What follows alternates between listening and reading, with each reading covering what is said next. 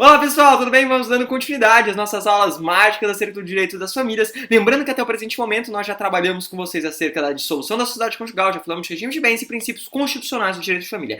Dentro dessa aula eu quero começar a trabalhar com vocês um dos assuntos mais legais, obviamente, acerca do direito das famílias, que é o estudo sobre a filiação. Em outras palavras, quem é filho, né? E quais são as consequências oriundas, quais são as ações aqui existentes. Muitos assuntos interessantes que eu quero então começar a pontuar e a trazer para vocês. E vou além, vamos discutir um pouco ainda de biodireito e bioética, porque eu tô empolgado. Tudo bem? Vamos lá. Primeiro tópico que eu quero trazer com vocês, dentro de filiação, é o conceito de filho. Em outras palavras, quem é filho? É isso que eu quero saber. Quem é filho? Não adianta, obviamente, vocês pontuarem que filho é aquele que padece no paraíso, até porque quem padece no paraíso são os pais, né? Em outras palavras, filho nada mais é, e esse é o conceito, do que uma relação de descendente em linha reta em primeiro grau. Então, filho é uma relação descendente em primeira reta em primeiro grau, né? Uma relação de descendente, linha reta em primeiro grau. Isso é o conceito de filho. Então, filho, linha reta, descendente em primeiro grau, sem discussão, sem entraves, é isso aí. Vamos para o tópico número 2, acerca dos princípios relacionados ao direito filiatório, e eu quero trazer tão somente um princípio, né? Que é o princípio principal que aqui se aplica, que é o princípio da igualdade entre filhos. Lembrando que nós já pontuamos isso anteriormente, mas vamos dar uma revisitada. Qual que é a ideia desse princípio da igualdade entre os filhos? Esse princípio se encontra talhado na nossa Constituição, no artigo 227, parágrafo 6º. Então, esse princípio está no artigo 227, parágrafo 6º da nossa Bíblia Política, 227, parágrafo 6º da nossa Magna Carta. Mas, obviamente, oriundo até mesmo da contaminação virótica da Constituição, esse princípio se espraiou para o Código Civil e também está talhado no artigo 1592 do CC, né? Então, 1592 do Código Civil. O que fala esse princípio? Com base nesse princípio, com laço nesse princípio, acabam as chamadas discriminações odiosas. Por quê? Porque no Código 16 só existiam direitos àqueles sujeitos que eram filhos oriundos do casamento, né? E em razão disso, né, no Código 16, nós tínhamos algumas expressões, algumas tipologias, algumas terminologias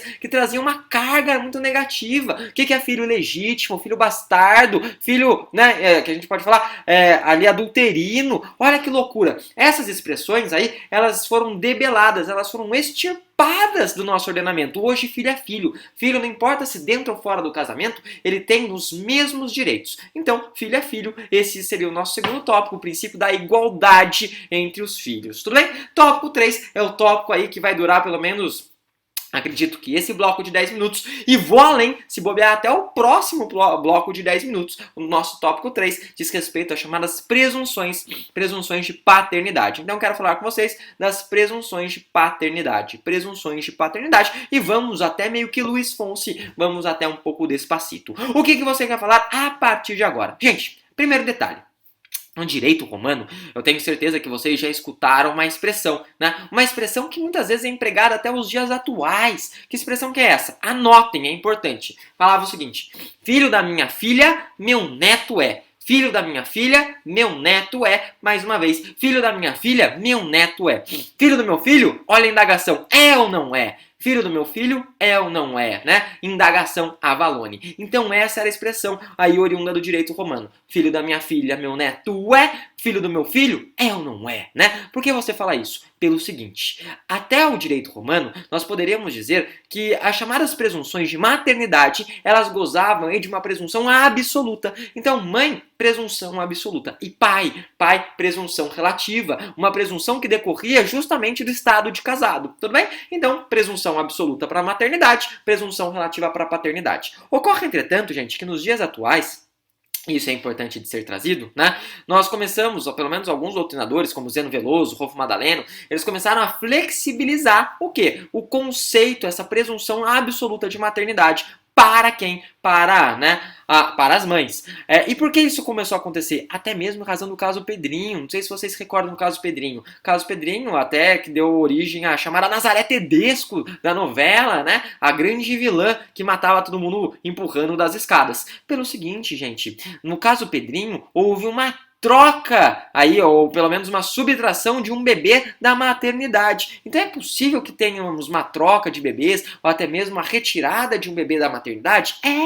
E se isso é possível acontecer, então aquela presunção de maternidade, em algumas hipóteses, também pode ser flexibilizada. Então hoje as presunções, elas são presunções relativas, né? Para alguns doutrinadores, relativas. Não se aplica mais a ideia de presunção de maternidade absoluta. Bem, dito isso, o Código Civil, no seu artigo 1597, ele traz 5 incisos, mais uma vez, né, para trabalhar as presunções de paternidade. Então nós temos 5 incisos que vão dizer respeito no 1597 às presunções. Ocorre, entretanto, contudo, todavia, que tão somente 3 desses incisos se aplicam, né? E por que somente 3? Porque 3 é mágico, é Pai, Filho e Espírito Santo, é Ísis, Osíris e Horus, é Zeus, Hades, Poseidon, é fato típico, ilícito culpável, é tributo, imposto, taxa e contribuição, é uma loucura, né? Então, são 3 que se aplicam. E eu vou explicar porque o inciso 1 e o inciso 2 não tem mais sentido. Gente, o primeiro inciso, a primeira hipótese de presunção de paternidade é justamente aquela, né, através, ou seja, por intermédio, de no momento que as pessoas estão juntos, conta-se o prazo de 180 dias e temos aí a presunção de paternidade. Então, a partir do momento que as pessoas elas estão juntas, né, ou seja, elas estão together, zusammen, 180 dias depois, presume-se a paternidade. Esse é o inciso 1. Então, 180 dias depois que elas estão juntas, presume-se a paternidade. E inciso 2, né? 180, 180, como diria Thiago Brava, pegadinha, não é 360, 300 dias depois, né, da dissolução da sociedade conjugal. E de que forma que essa dissolução? É bem específica, em 3 hipóteses que fala de dissolução. 3 hipóteses. 300 dias depois, né, da dissolução, ocorrem 3 hipóteses, porque 3 é mágico, o átomo composto por prótons, elétrons e nêutrons, né? O que acontece? Nós temos, então, a presunção também da paternidade. Quais são as hipóteses de dissolução da sociedade conjugal? Por morte, anulação e nulidade, né? E por demais, separação judicial. Então, ocorreu a separação, ocorreu a morte e ocorreu por demais. Lembrando que morte é o momento que a criatura conhece o Criador, vai gramar-se por baixo, veste paletó de madeira, né? Dá o último suspiro, faz desenlace, vai em direção à luz. E a última hipótese, né? Além, obviamente, da separação da morte, é justamente acerca da nulidade e anulação. Gente, primeiro detalhe, na verdade, questionamento, antes de eu falar porque o inciso 1 e o inciso 2 não tem mais sentido, não tem mais aplicabilidade. A primeira observação é a seguinte, ou primeira pergunta. Por que nesse inciso 2, quando a gente fala da dissolução da sociedade conjugal, não há o divórcio, não há a expressão divórcio? Eu posso entender que a partir do divórcio, contados os 300 dias, existiria essa presunção?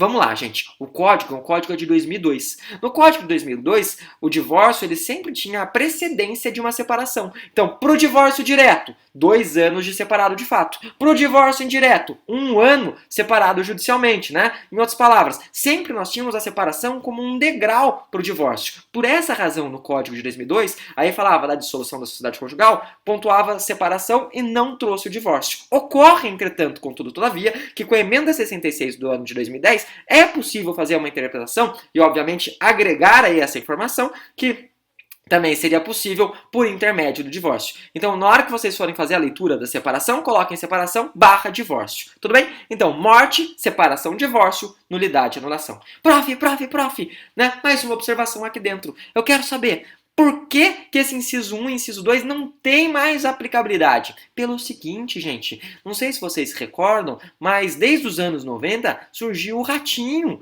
Como assim? Não tá entendendo, né? Surgiu o programa do Ratinho que canta aquela música, e se for teu, vá fazer DNA pra provar que o filho é teu, não é isso? Que loucura! Em outras palavras, em outros dizeres, é só fazer o teste de DNA. Não precisa esperar 180 dias para fazer uma presunção de paternidade aqui nessa hipótese. Não precisa esperar 300 dias depois da dissolução da sociedade conjugal para que se faça também um teste de DNA nessa hipótese. Então, nessas duas hipóteses, em outras palavras, elas meio que perdem o sentido, o inciso 1 e o inciso 2, em razão, obviamente, do exame de material genético, né? Da colheita de material genético. Tudo bem? Tranquilo? Sussa, show de bola. Gente, existem mais outros 3 incisos. Esses 3 incisos, eles têm aplicabilidade, mas esses 3 incisos falo para vocês, trago para vocês na próxima aula. Tudo bem? Próxima aula, digo próximo bloco. Até mais, gente. Bons estudos e tchau, tchau.